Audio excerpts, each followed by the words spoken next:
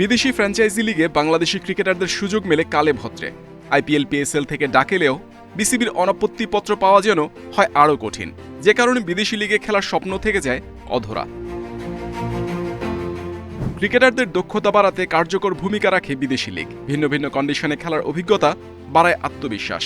সেজন্য নাহিদ, লিটন, রিশাদদের পিএসএল খেলতে দেওয়ার পক্ষে শান্ত। না, আমার মনে হয় এই ধরনের টুর্নামেন্ট খেলা উচিত, ফ্রাঞ্চাইজি ক্রিকেট অবশ্যই খেলা উচিত, বাট এটা পুরা ডিপেন্ড করবে ক্রিকেট বোর্ড এবং কোচ, ক্যাপ্টেন সব কিছুর ওপরে। বাট আমার মনে হয় যে এই ধরনের বাইরের ফ্রাঞ্চাইজি লিগগুলো যদি আস্তে আস্তে আমাদের প্লেয়ারগুলো খেলা শুরু করে, তাহলে একটা এক্সপিরিয়েন্স তৈরি হবে এবং ওই রেসপন্সিবিলিটিসটা নেওয়া আমার মনে হয় শিখবে, এবং বাইরের যে প্লেয়ারগুলো আছে তাদের সাথে ড্রেসিং রুম শেয়ার করা, সব মিলে একটা ভালো এক্সপিরিয়েন্স হবে। সো আমি আশা করব যে এই ধরনের টুর্নামেন্টে সামনের দিকে আমাদের প্লেয়ারগুলো খেলার সুযোগ পাবে।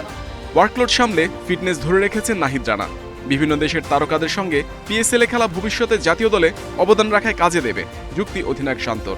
এরই মধ্যে বিসিবির কাছে ছুটির আবেদনও করেছেন এই পেসার। যেটা সব থেকে ভালো দিক যে তার ওয়ার্কলোড ম্যানেজমেন্টটা ভালোভাবে করছে, স্পেশালি ন্যাশনাল টিমের যারা ট্রেনার, ফিজিও এবং এখানে যারা আবাহনী টিমে কাজ করছেন তারা এই জিনিসটা মেনটেন করছে, এবং ওই অনুযায়ী আপনি যদি খেয়াল করে দেখেন ওইভাবে সে ম্যাচ খেলছে, এবং এখনো পর্যন্ত আল্লাহর রহমতে ফিট আছে এবং ওই এনার্জিটা নিয়েই খেলছে। সো আমি আশা করবো যে সামনের যে ম্যাচগুলো আছে ওইভাবে যেই প্ল্যানটা দেওয়া আছে ক্রিকেট বোর্ড থেকে এবং এই টিমের যে প্ল্যানটা আছে ওই অনুযায়ী খেলবে, এবং আমি আশা করব যে পরের ম্যাচগুলোতে এবং সুস্থভাবে টুর্নামেন্টটা শেষ করবো।